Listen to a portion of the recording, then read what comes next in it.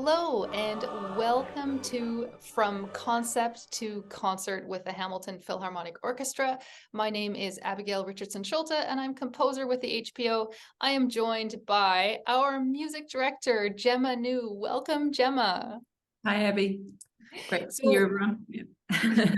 we're really excited to be presenting Handel's Messiah on December 16th and December 18th. We have a lot of guests with us for this performance, soloists and the Bach Elgar Choir. It will be quite a production. So Gemma, can you give us an idea of what to expect with Messiah and what you love about it? I absolutely love the Messiah. It's one of those heartwarming, joyous pieces that has one of the greatest stories and brings everyone together. We have, as you said, quite the spectacle on stage, and that was exactly the way Handel intended it.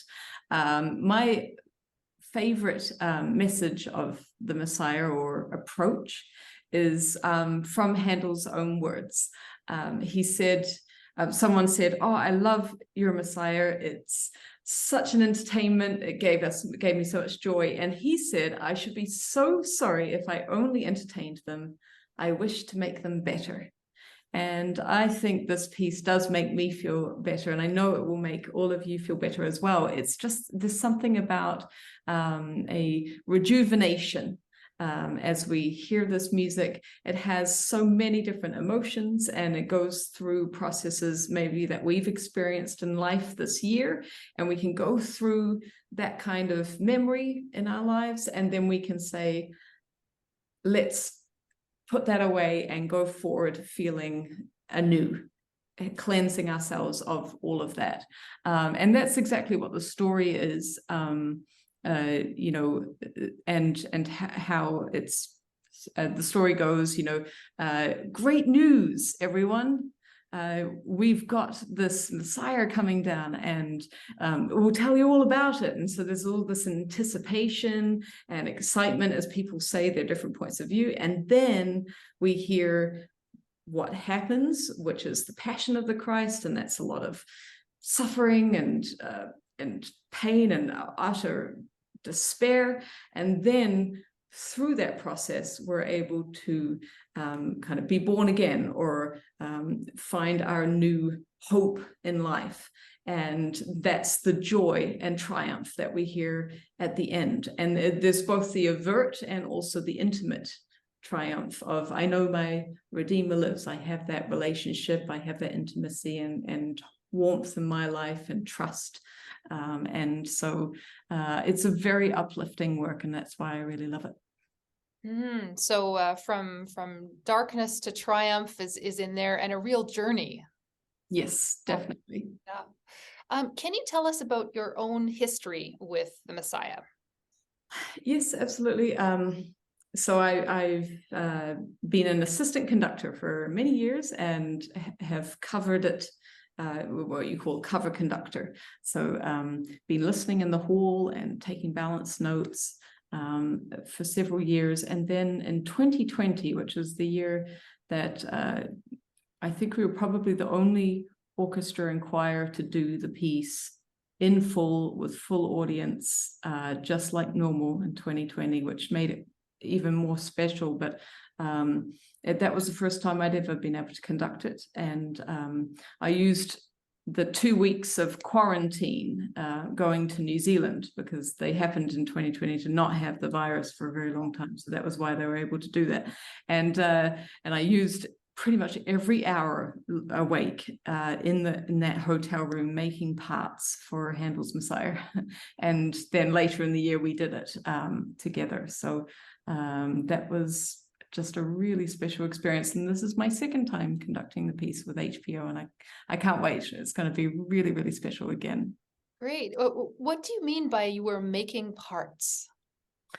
Yes, well, one of the reasons why it's only the second time I've approached the work is because I did avoid it for many years. And it's not because I don't love it. I absolutely do. But to prepare this work takes more time than probably any other piece, because you should be preparing parts as a conductor for this work if you want to do it well. And I definitely wanted to do it justice if I was going to tackle it at any point.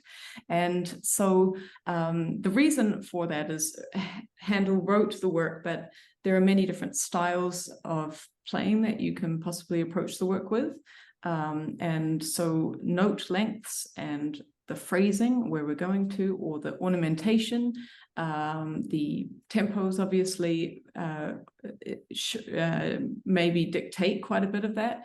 And so I had to make a lot of decisions and edit the parts rather heavily in order to have everyone play in a unified style and to come to their first rehearsal being literally on the same page. So yeah, I went for, in these parts that will be used for HPO, I went for an earlier style, as sometimes you can make it kind of a little bit more dramatic, hyper romantic even, but I went for like a punchy start of the notes often, and then a very light release, trying to find something that's a bit more lifted and possibly shorter, but it's more tapered than something that's cutting short. Okay, so would that be under the topic of performance practice, like trying to play in a certain style that would have been more common in Handel's day? Exactly, yes. So the string instruments would have had a bow that is lighter at the tip, for example. Now, with the modern bow, you can still emulate that Baroque style of playing. So it doesn't necessarily mean we do exactly the same bowing as the Baroque period, but you're definitely trying to find, whenever you play, say, a down bow, you're finding a decrescendo in the bow, something that lifts and gives air to the sound. Okay. Now, apart from the strings, what will we see in terms of winds and brass? And do they also have performance practice concerns?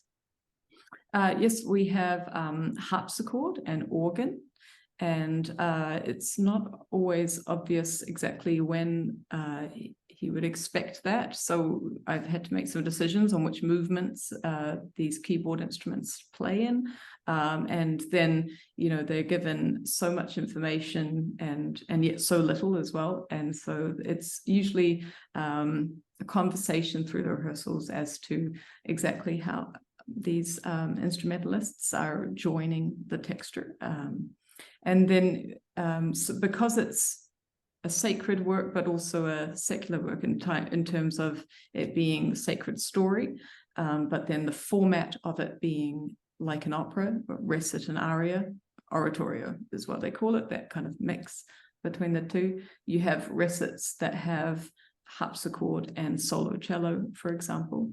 So that's a very intimate style where the soloist is telling a little bit of maybe a precursor to an aria and setting the scene. So you have these small group, which we call the continuo group, adding to the drama, going, yes, come on, and oh, really, and adding, whoa, I thought that this is going to happen, and blah, blah, blah. So they have a very active role. And there's also orchestral recits in this, where often it's the strings that comment on what the soloist is saying in their storytelling before the arias.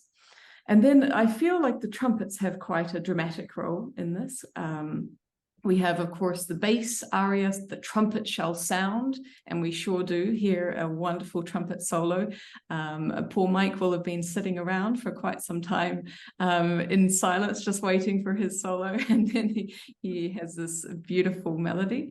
And one of my favorite moments is when the soprano is telling us about angels and the shepherds, tending their flock, and then suddenly angels come in the heavens, and it is with two trumpets who are in the loft.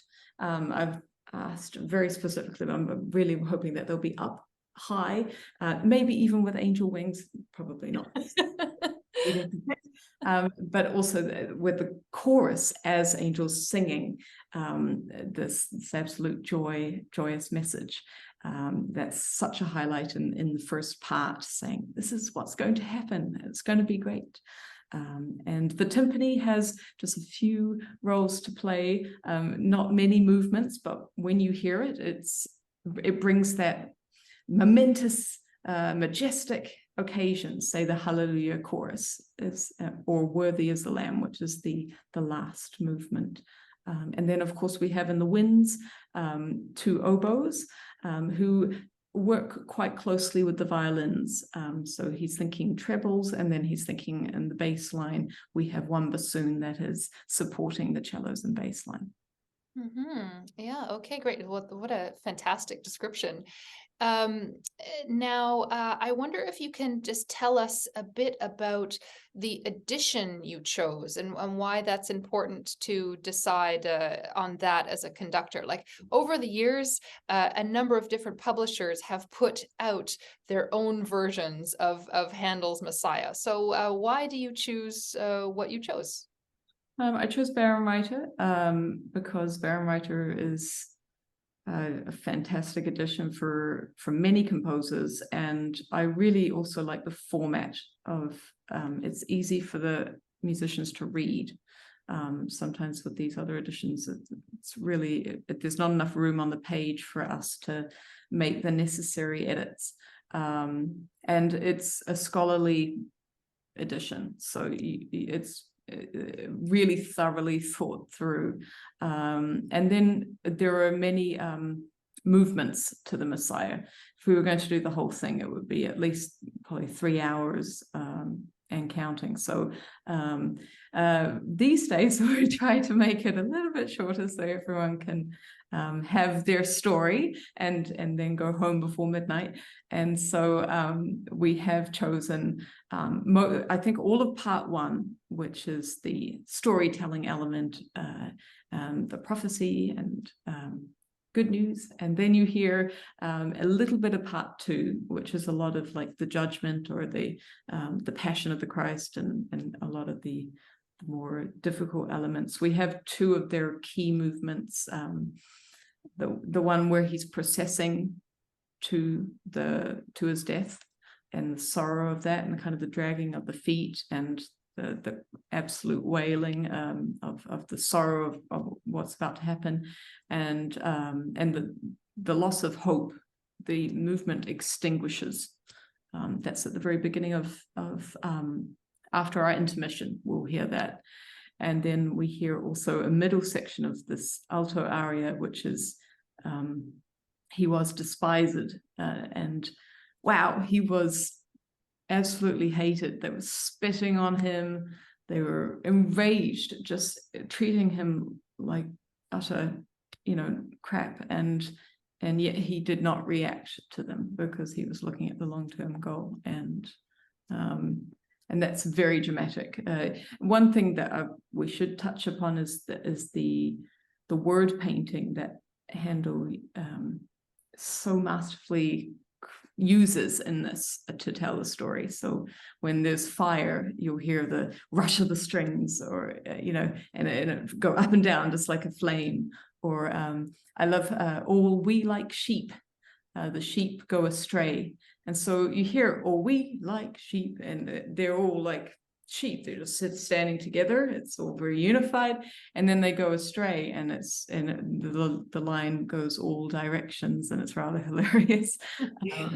That's clever. I have to really love Baroque composers for their word painting. It's like Vivaldi in the Four Seasons, right? A similar thing. So that's a great thing for us to listen for as we're watching and listening to the Messiah. Now, last question for you, Gemma.